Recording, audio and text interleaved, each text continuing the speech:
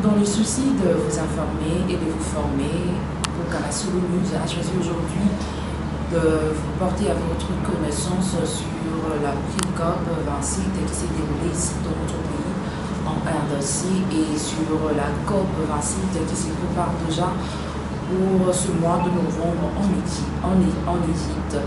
Nous avons reçu pour vous de manière à échanger et à découvrir tant de points sur la COP 27 où on a parlé sur la lutte contre le réchauffement climatique, et la RDC est placée comme pays sous mission.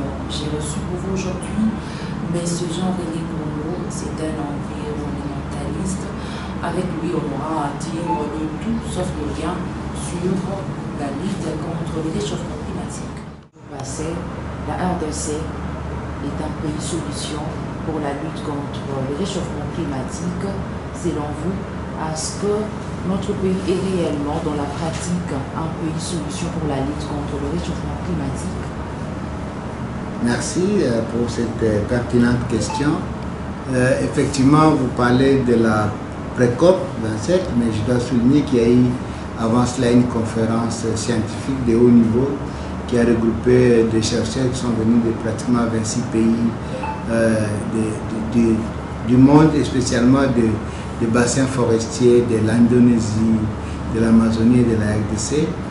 Et de cette conférence, nous retenons la déclaration de Ngambi qui a mis en évidence le rôle primordial que jouent les forêts du bassin du Congo, mais aussi des autres bassins dans la séquestration du carbone, donc dans la lutte contre les changements climatiques.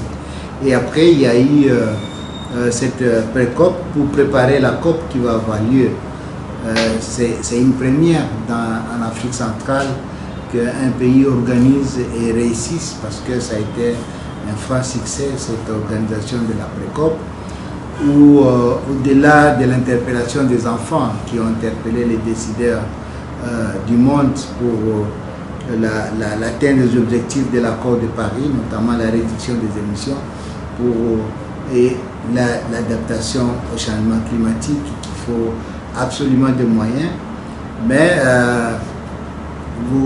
ça a été l'occasion, je pense que c'est pour ça que la question est pertinente, de présenter la République démocratique comme pays solution. C'est vrai que nous sommes un pays solution à cause de nos forêts. Nous avons 155 millions d'hectares de forêts, c'est plus de 60% des forêts du bassin du Congo, et la Tour Afrique de Ngambi a montré que nos forêts séquestrent beaucoup de carbone que les forêts d'Amazonie ou de l'Indonésie. Donc à ce titre, nous sommes pays solution. Mais au-delà des forêts, nous avons les tourbières. Les tourbières jouent un rôle très capital dans la fixation de carbone. Donc c'est une sorte de filtre de carbone, maintient toute la pollution du monde entier. C'est vraiment nettoyé dans nos tourbières. Et comme si cela ne suffisait pas, nous avons aussi les minéraux stratégiques pour produire les batteries qui seront utilisées dans les véhicules du futur, notamment les véhicules électriques. C'est pour cette raison, si vous combinez les trois rôles que joue la RDC, quoi de plus normal de qualifier la RDC de pays solution au changement climatique. Mais c'est vrai que nous avons aussi des défis pour préserver ces potentiels forestiers, des défis pour préserver nos tourbières, mais aussi pour gérer durablement les minéraux stratégiques qui sont utilisés déjà dans la chaîne de production des batteries. Donc je confirme que nous sommes réellement, malgré les moteurs de déforestation que vous avez cités, je pense que le potentiel il est encore là, parce que nous avons, pour votre information, un des taux les plus faibles de la déforestation dans la sous-région. C'est vrai que vous voyez des grimes passer, mais quand vous voyez l'étendue de la forêt, nous pouvons dire que nous avons encore suffisamment de forêts pour jouer ce rôle du premier poumon. La RDC, et également, vous venez d'évoquer et de souligner que nous sommes là aussi sur le déboisement. Il y a de nombreuses forêts où la population s'en en fait de charbon, de bois. À ce sujet, le gouvernement ne peut pas interpeller la population de manière à conserver d'autres forêts dans quelques provinces de notre pays. Bon, c'est une question pertinente pour le gouvernement, mais je crois qu'il y a un effort qui s'est fait dans le cadre de la gestion durable de nos forêts. C'est vrai que tout n'est pas encore parfait. Actuellement, il y a un programme qui a démarré, qui est intitulé Programme de gestion durable des forêts. C'est avec l'appui de l'AFD, la coopération française, mais aussi les fonds CAFI qui sont annoncés, les 500 millions. Tous ces fonds, c'est pour augmenter, améliorer la gouvernance dans les secteurs. Et il y a des efforts qui se font, et ces efforts nécessitent des moyens. C'est comme ça que les gouvernements, la RDC a profité de la pré-COP, mais aussi de la conférence scientifique de Ngambi pour réclamer une compensation par rapport à toute la contribution de la RDC.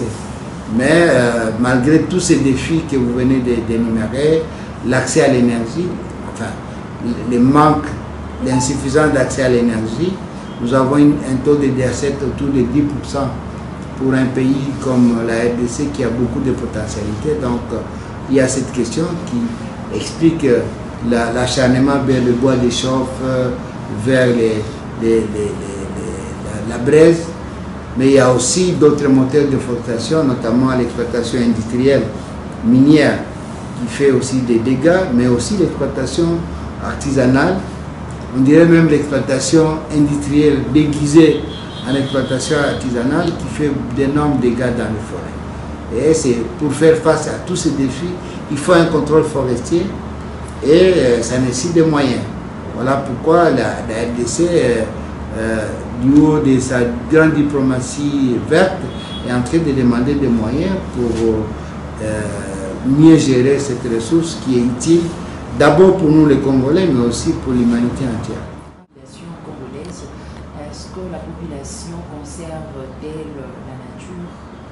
Oui, je pense que cette population conserve cette nature parce qu'elle est première bénéficiaire. Madame, il faut vivre dans les zones forestières pour comprendre comment la population survit grâce à la forêt.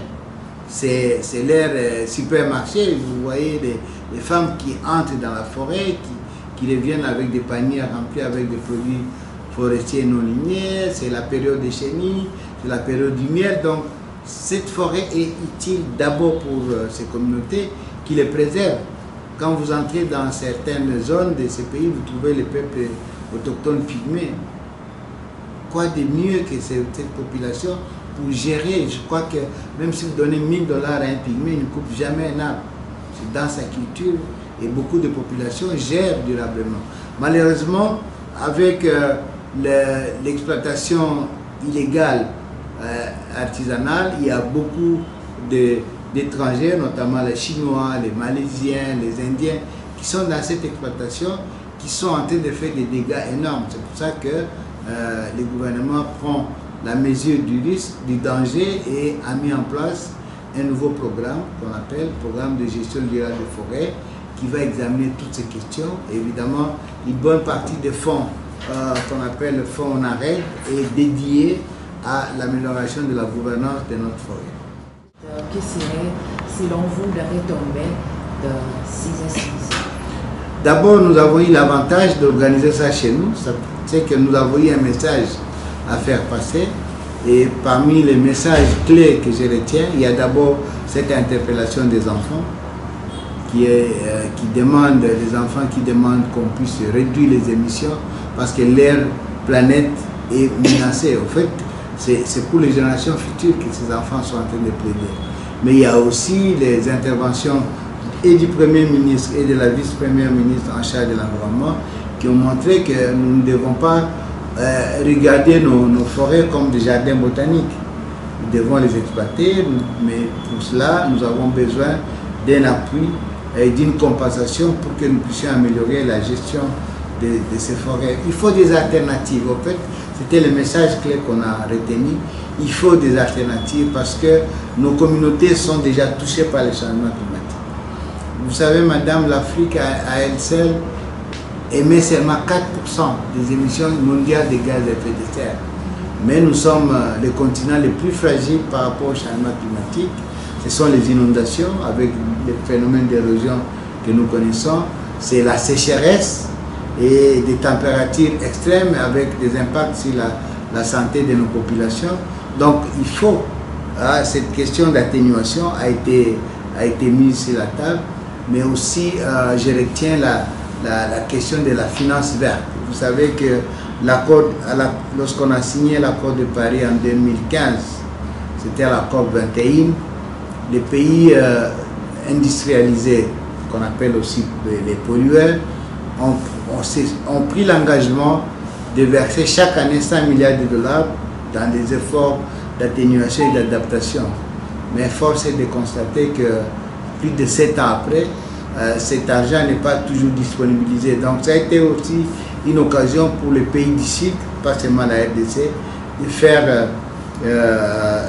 faire ce plaidoyer. Et vous savez que à l'après-COP, rien n'est décidé. C'est des moments d'échange pour préparer la véritable COP. Et ces échanges vont continuer jusqu'au début de la COP, qui se tient en terre africaine. Donc l'Afrique va avoir l'occasion de poser les vrais problèmes de l'Afrique, notamment toutes ces migrations liées au changement climatique. Nous avons chez nous le phénomène d'Ororo. Ailleurs, c'est pratiquement la même chose. Nous avons la question d'érosion côtière. Nous perdons chaque année 2 à 3 mètres de la côte. Donc, vous arrivez à Mwanda, on vous montre que plus loin, plus que 100 mètres, vous dites voilà là où était la côte. Donc, c'est des phénomènes réels qui sont intensifiés par les phénomènes de changement climatique. Donc, toutes ces questions ont été abordées et seront encore abordées lors de la COP dans 2 ou 3 semaines, et ce sera, j'espère, l'occasion de montrer la bonne foi de ces pays qui en même temps nous demandent de bien gérer nos forêts, de ne pas aller dans les hydrocarbures, mais aussi ça a été une interpellation pour ces pays qui, avec la guerre en Ukraine, ont repris les énergies fossiles. Donc je vois des échanges assez houleux lors de cette COP qui s'annonce du 6 au 18 novembre, et nous espérons que cette fois la RDC va se présenter en bloc soudé, va bien préparer son plaidoyer et défendre la cause avec la campagne RDC Pays Solutions. 27, c'est une occasion pour les pays africains, j'insiste, de réclamer la diminution des émissions, parce que nous ne sommes pas responsables. En tout cas, nous sommes en partie, mais la grande cause de ce réchauffement climatique, c'est les pays qui émettent. Donc, c'est une occasion de les rappeler le respect des engagements, parce que nous devons éviter d'arriver à 2 degrés. Parce qu'à 2 degrés, même eux, les pays nordiques, vont disparaître. Donc, il y a le volet atténuation des émissions, mais aussi les pays qui sont frappés par les changements climatiques, notamment les pays africains, vont plaider pour beaucoup de moyens pour l'adaptation. Mais aussi il y a les pertes et dommages occasionnés par les changements climatiques, et on va exploiter les principes de pollueur-payeur. Ce sera vraiment l'occasion de demander à tous ces pollueurs de payer et de mettre la main dans la poche pour respecter les engagements qui datent de 2015, lors de la signature et de la ratification de l'accord de Paris. Le plaisir était des nôtres de nous avoir